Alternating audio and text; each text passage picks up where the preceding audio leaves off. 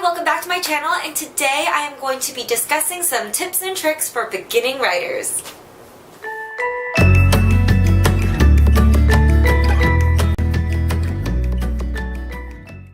So it's a new year and a lot of us have New Year's resolutions, and I know that some people's New Year's resolutions are to start writing or start writing more. So I thought I'd make a quick video for if you're just getting into writing or if you're getting back into writing after being on hiatus for a really long time, for some tips and tricks that I learned during my writing journey.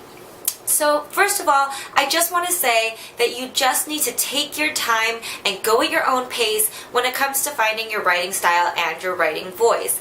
I know that it could be very frustrating because you really just want to get your story out there and read and in front of people, and you're so excited to share this great new world and characters that you are creating, but sometimes you do need to just figure out your own pace and not compare yourself to the pace that other people are going through. So definitely that is my very first tip, is don't compare yourself to other people. You don't know how long they've been on this writing journey. You don't know how long they've been working at their craft. Okay, so my first tip is that for whatever this first book you're working on right now, write it for yourself and only for yourself. Don't worry about what other people are saying they want. Don't worry what agents or editors or whoever are saying they want in the market right now. Don't worry about things like marketability or high concept or whatever you think you need to be doing right now. Just write this first story for the fan inside of you. And in that vein, I'm going to encourage you to include whatever cliches or tropes really make your heart flutter. So yes, if you love love triangles, then add that to your story, because that's what's going to make you happy and passionate. That's what's going to make you move forward with your writing and get things down on the page. So don't worry about what is out of trend or out of style or marketable or all of that BS stuff right now. Just write this first book for you. Okay, second tip is write fan fiction.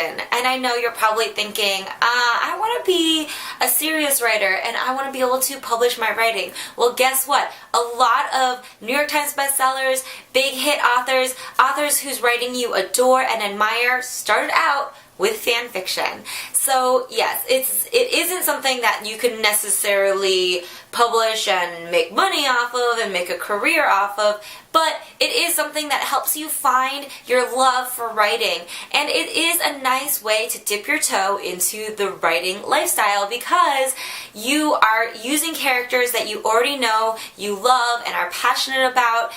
And the thing is about writing fan fiction is that it is writing practice, and practice makes perfect. If you want to be a good writer, then you've just got to write. And you've got to write through the bad writing. So yes, if I went back and I looked at my old manuscripts, I would cringe at them. But I'm so happy that I wrote them because they are what gave me practice to get to the point that I am now. And I know that in the future, I might look at my writing now and think that it's really basic, but at least I'm still writing and at least I'm still practicing my craft. Because it takes a lot of time to be a good writer, I'm going to say that my next tip is to get over yourself. And what I mean by that is, if you're not writing exactly how you want to write right now, if you're not getting the story out the way you imagined it and you don't understand why, don't stress yourself out. Don't think that you not doing exactly as well as you wanted to do immediately means that you should quit or that you are just a failure at writing.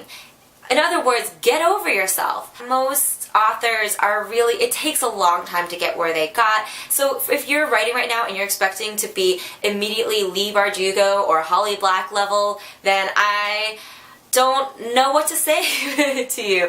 They both work at their craft really hard, and you can tell that they really are passionate about it and they love it. So I'm sure that they work really hard at it, and it wasn't an overnight for them either. So don't expect that immediately, and just know that it takes a lot of behind the scenes work to get to where any author, published author, is now. Okay, my final tip is be willing to make huge, sweeping, drastic changes to your manuscript.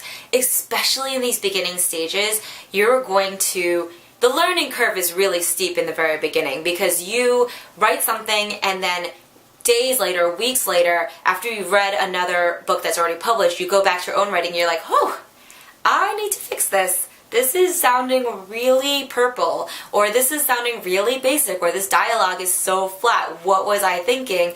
And this happens with more than just prose and dialogue. This happens with full world building decisions and full characterization decisions and character arcs. Sometimes you gotta even get rid of full characters. So you have to be willing to kill your darlings, and what this means is you have to be willing to delete whole passages, characters, plot points, subplot points that just aren't working for your manuscript anymore. And you might love these things dearly, but you just gotta delete them, and that's why we call them killing your darlings.